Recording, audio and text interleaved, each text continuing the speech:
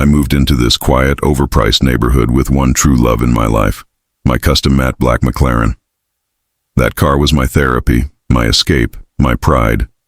It didn't blast music, never revved late at night, and certainly didn't exceed 20 mph inside the neighborhood gates.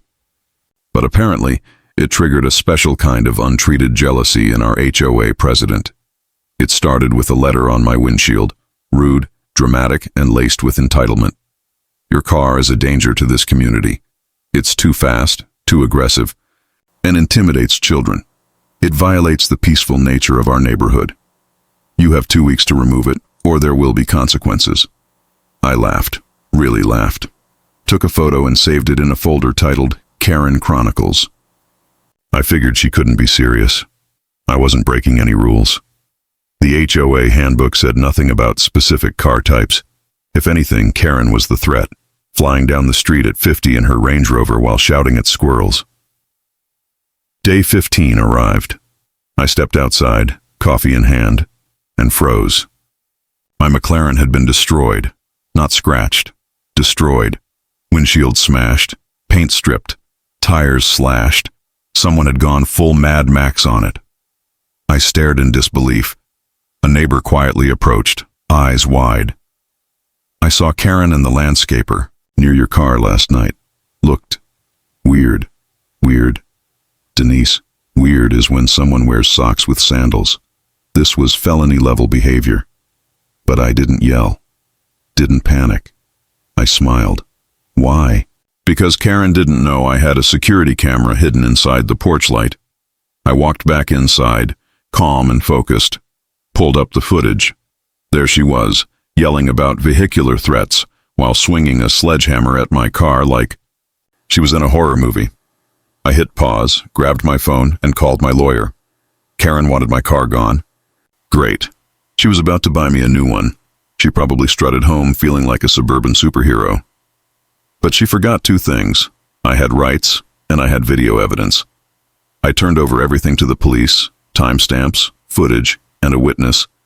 Statement from Denise, who finally realized weird meant illegal.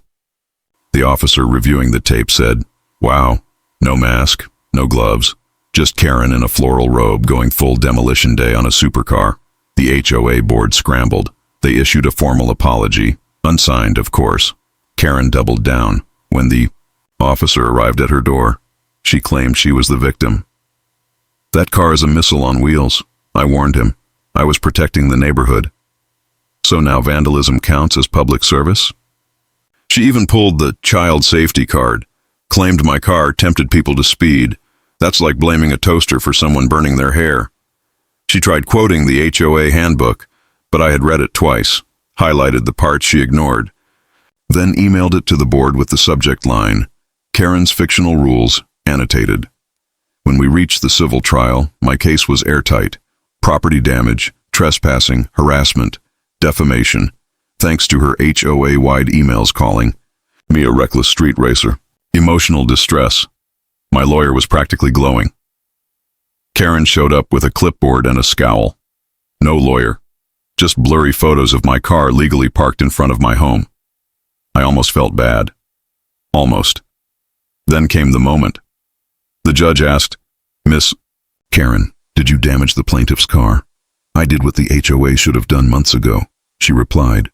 Silence. Thick, perfect silence. At the final hearing, Karen waddled in with the same confidence she had when she smashed the car, like she thought the judge would give her a medal. I sat cool, sipping water like it was vintage champagne, soon to be charged to her. My lawyer opened with a slideshow. First slide?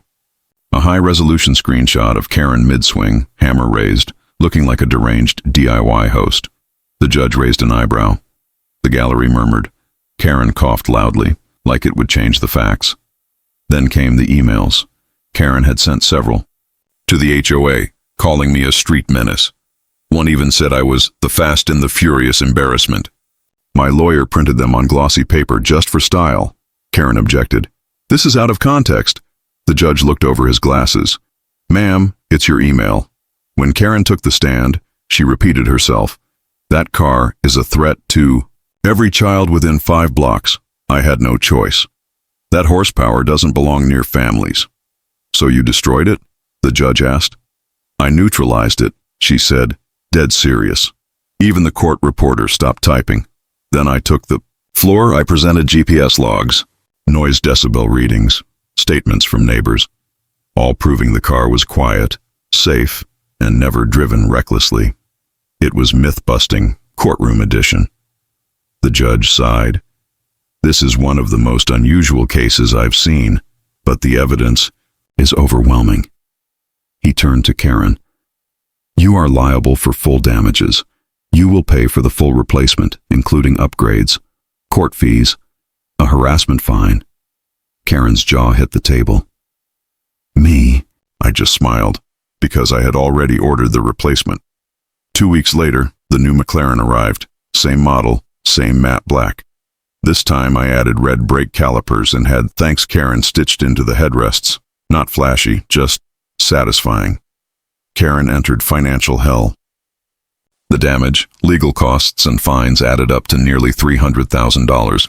She had to sell her beloved white Range Rover, take out a second mortgage. Her husband resigned from the HOA board. Her landscaper quit. Her poodle developed stress-induced alopecia. Karma? Busy. I drove my new McLaren through the neighborhood at 10 mph, slow and smooth, playing the Curb Your Enthusiasm theme. Karen stood on her lawn, watering dead roses, staring like I was a video game boss she couldn't beat. At the next HOA meeting, she tried to salvage her image. I acted in good faith. The court was biased. No one believed her. Denise even brought popcorn. The board unanimously voted to remove her as president. One member suggested banning her for threatening the neighborhood's peace.